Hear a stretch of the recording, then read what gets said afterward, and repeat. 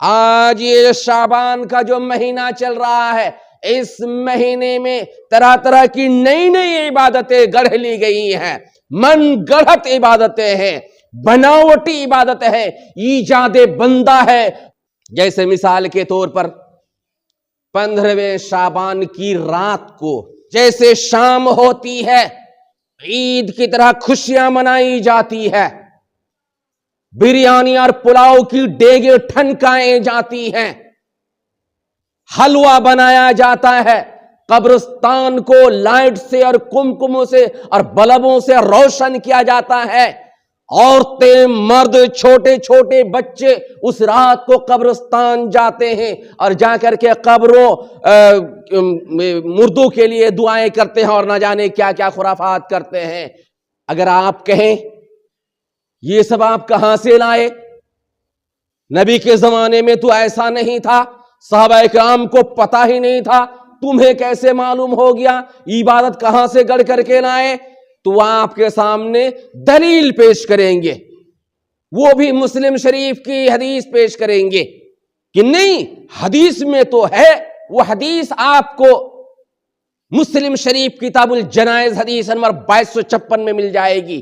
اما عائشہ اس حدیث کو روایت کرتی ہیں۔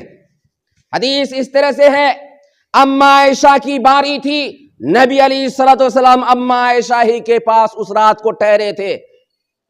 اس رات، جس رات کو آپ علیہ السلام اما عائشہ کے پاس ٹھہرے تھے، اچانک جبریل علیہ السلام آپ کے پاس تشریف لائے اور جبریل نے محمد الرسول اللہ علیہ السلام سے کہا کہ آپ کے رب کا حکم ہے، آپ ابھی جائیں اور کیا کہتے ہیں، بقیع غرقد، جسے جنت البقیع کہتے ہیں، اصلی نام اس کا نام بقیع غرقد ہے، وہاں جائیں اور صحابہ اکرام کے لیے مغفرت کی دعا کریں، یہ آپ کے رب کا حکم ہے۔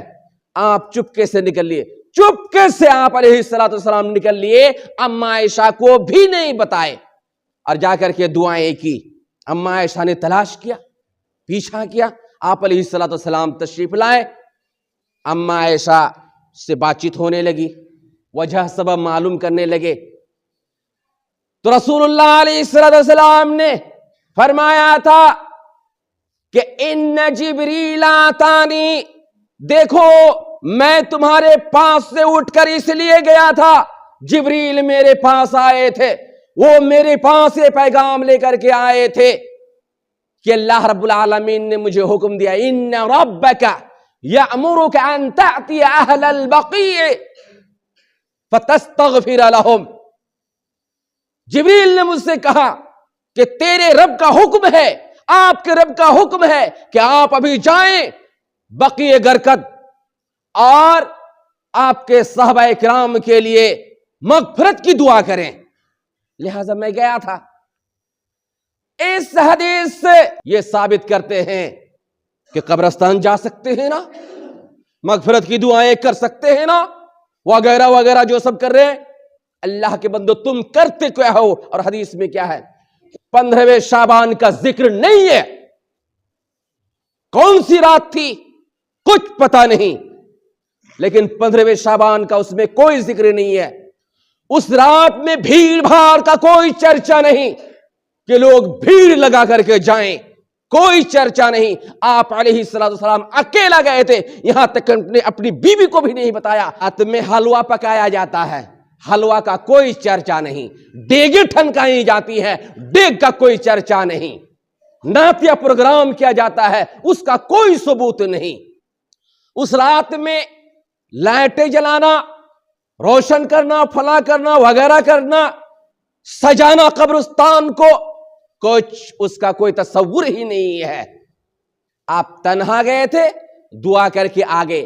اگر آپ میں سے کوئی یہ کرنا چاہیں کہ تنہا چپکے سے کبھی جا کر کے اکیلا دعا کر کے آ جائیں، کسی طرح اتنا ثابت کر سکتے ہیں، لیکن آپ نے تو اما عائشہ سے بھی نہیں کہا کہ میں نے ابھی کیا تو تو کبھی کر لینا، نہیں کیا۔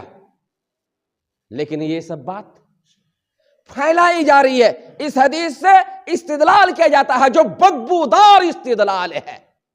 جیسا کہ بخاری شریف کتاب النکاح باب الترغیب فی النکاح حدیث نمبر 5063 میں حضرت انس بن مالک رضی اللہ عنہ کی حدیث دیکھیں گے تو آپ کو معلوم ہوگا 3 صحابہ کرام اللہ کے نبی علیہ السلام کی بیویوں کے پاس آئے اور نبی علیہ السلام کی عبادت کے بارے میں انہوں نے پوچھا کہ آپ کس طریقے سے عبادت کرتے ہیں، کتنی عبادت کرتے ہیں؟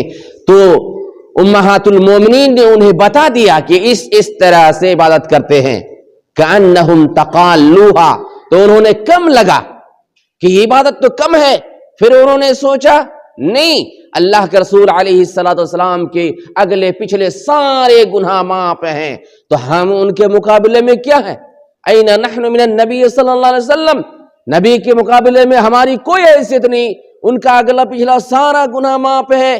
اس لیے ایک نے کہا ہم پوری رات جو ہے عبادت کریں گے، سوئیں گے نہیں، ایک نے کہا کہ ہم زندگی بھر روزہ رکھتے رہیں گے، ایک نے کہا کہ شادی بیاہ کا تعلق ہی ہم چھوڑ دیں گے، صرف عبادت کرتے رہیں گے۔ نبی علیہ السلام کے کان تک یہ بات پہنچی، آپ تشریف لائے اور ان کے بعد آپ نے کہا اچھا تمہیں لوگ تھے جو ایسی باتیں کر رہے تھے، وہ بھی عبادت کے سلسلے میں باتیں ہو رہی تھی کہ اس طریقے سے ہم عبادت کریں گے، لیکن نبی علیہ السلام نے فرمایا نہیں، اس طرح سے نہیں ہوگا، واللہ انی لاخشاکم للہ واتقاکم لہ، میں تم لوگوں میں سب سے زیادہ اللہ سے ڈرنے والا ہوں، سب سے زیادہ اللہ سے خوف کھانے والا ہوں، سب سے زیادہ میں تقوی والا ہوں، لیکن میں سوتا بھی ہوں رات میں اور نماز بھی پڑھتا ہوں، روزے بھی رکھتا ہوں اور کبھی نہیں بھی رکھتا ہوں، اور شادی بیاہ کبھی کرتا ہوں۔ سن فمن رغب عن سنتی فلیس منی، میری سنت سے، میرے طریقے سے جو بھی اعراض کرے گا، منہ موڑے گا اور اپنا طریقہ رائج کرے گا، وہ میری امت کا فرد نہیں مانا جائے گا۔ مطلب ہمیں کوئی بھی عبادت کرنی ہے، اس کا پروف ہونا چاہیے، کتاب و سنت میں اس کا ثبوت موجود ہونا چاہیے۔ ہم اپنی طرف سے اگر عبادت کو ایجاد کریں گے، رب کے دربار میں وہ قبول نہیں ہوگی، اور نبی علیہ السلام کی امت کا فرد بھی ہم نہیں مانے جائیں گے، کوئی الگ انسان مانے جائیں گے۔